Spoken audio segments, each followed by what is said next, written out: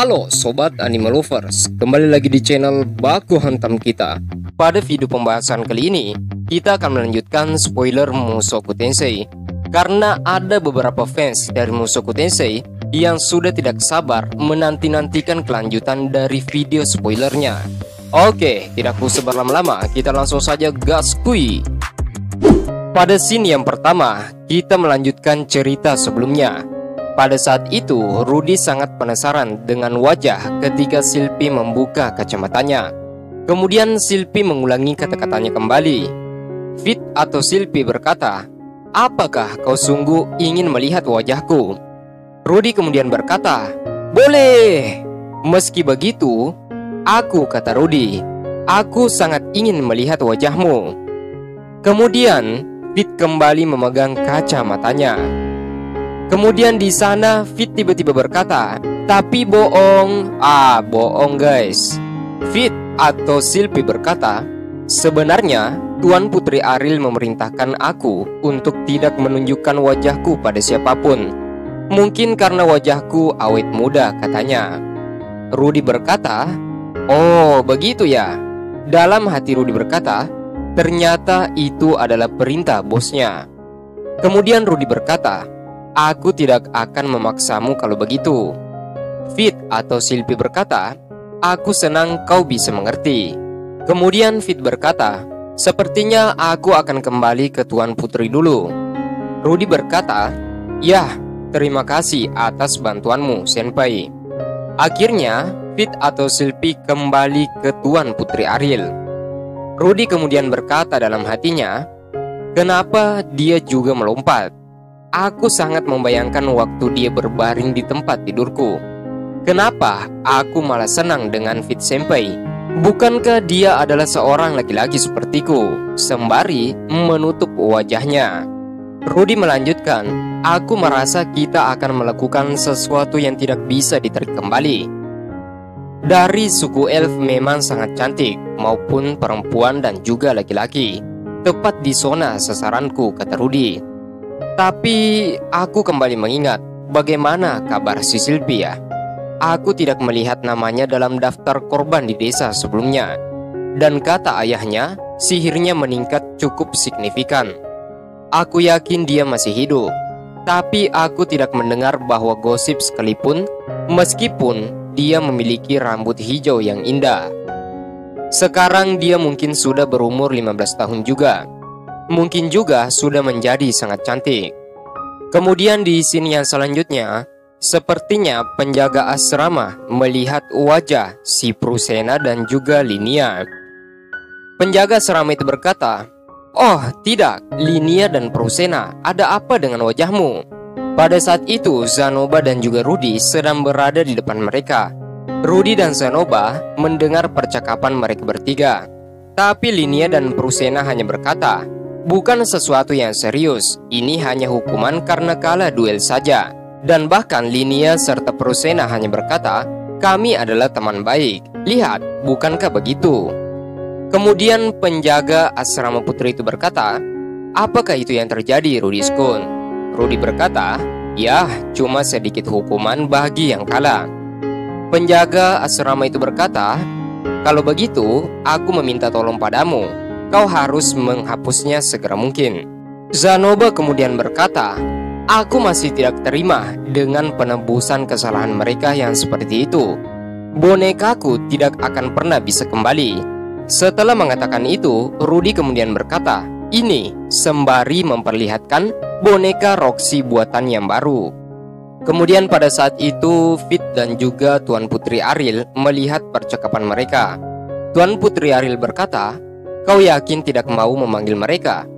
Fit kemudian berkata, "Ya, tidak apa-apa, karena sekarang aku sedang bekerja." Tuan Putri berkata, "Oh, padahal aku tidak masalah loh. Tapi, apakah yakin tidak apa-apa?" Fit kembali mulai heran dengan perkataan Tuan Putri Ariel. Tapi Tuan Putri berkata, "Ya sudah kalau begitu, mari kita ke kelas yang selanjutnya." Pada saat Tuan Putri Ariel dan juga Fit sedang berjalan, Fit kemudian menoleh ke arah Rudy. Pada saat itu, Elinalis memegang tangan kanan milik Rudy. Sepertinya Elinalis dan Rudy sangat dekat pada waktu itu. Kemudian Fit berkata dalam hatinya, apakah Rudy akan dicuri dariku? Aku tidak mau itu, Rudy. Kemudian pada sini yang selanjutnya diperlihatkan, pada saat itu Rudy baru saja bangun dari tidurnya. Kemudian Rudy berkata, hari ini tidak ada informasi baru mengenai insiden teleportasi. Tapi sepertinya aku melihat belakangan ini lebih sering diadakan patroli dari biasanya. Kemudian di asrama laki-laki ada seseorang yang tiba-tiba menyuguhkan sebuah surat kepada Rudy. Orang itu berkata, aku membawa surat untukmu, Rudy, dari Linia dan juga Prusena. Rudy kemudian berterima kasih. Kemudian Rudy membuka isi surat dari Prusena dan juga Linia. Di dalam isi suratnya berkata, bos, tahun ini jadi tahun yang menyebalkan untuk kami. Maaf karena sudah merepotkanmu. Tapi kita akan sembunyi di asrama. Sisanya kami serahkan padamu dari Linia dan Prusena. Rudy sangat heran membaca isi surat dari Linia dan Prusena. Rudy berkata, apa maksudnya? Apa yang mereka serahkan padaku? Keesokan harinya, di sana Rudy bertemu dengan Zanoba.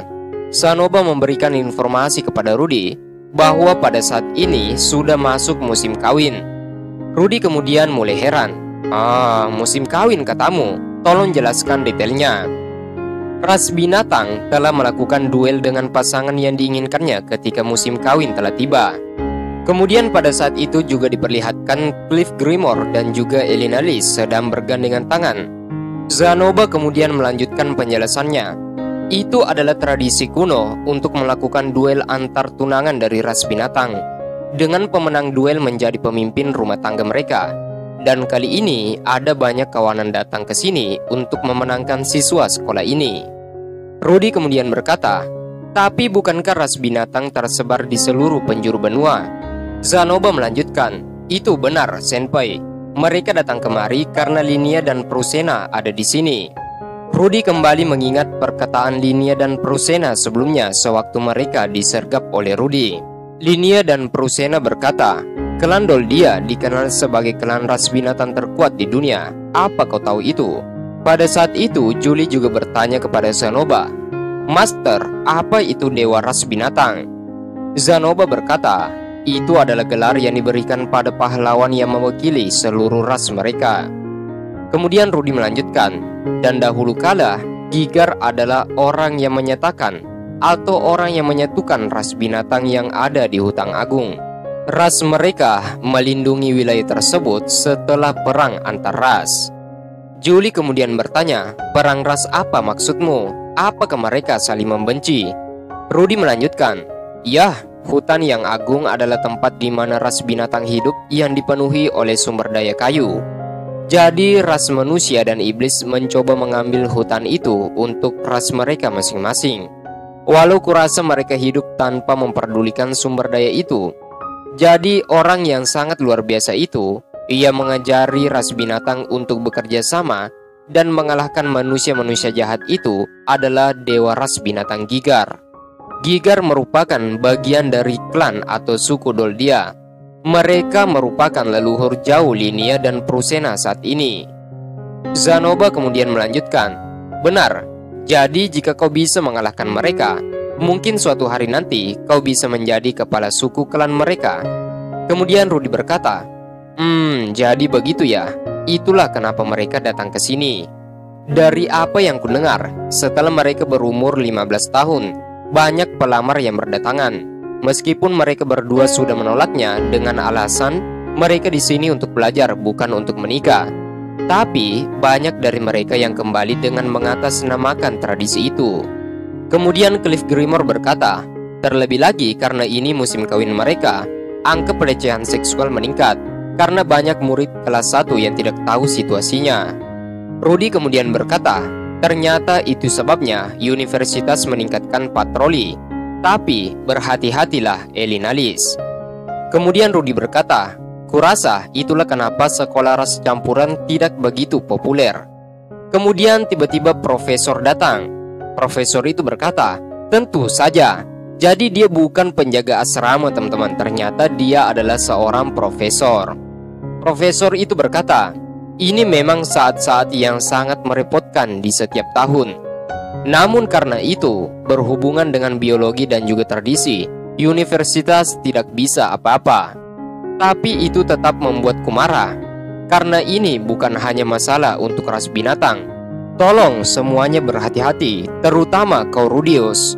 Karena kau sudah sangat dikenal, itu artinya kalau seseorang berhasil mengalahkanmu, mereka mungkin akan mendapatkan Linnea dan Prusena.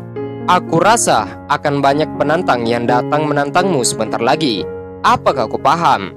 Rudy kembali mengingat isi surat dari Linnea dan juga Prusena. Isi surat itu mengatakan, maaf telah merepotkanmu, tapi kita akan sembunyi di asrama. Sisanya kami serahkan padamu. Ternyata yang mereka maksud adalah para penantang itu. Rudy kembali mulai emosi mengingat isi surat Linnea dan juga Prusena. Pada saat yang sama, para penantang dari ras binatang sudah tiba di Universitas Sihir di Ranoa.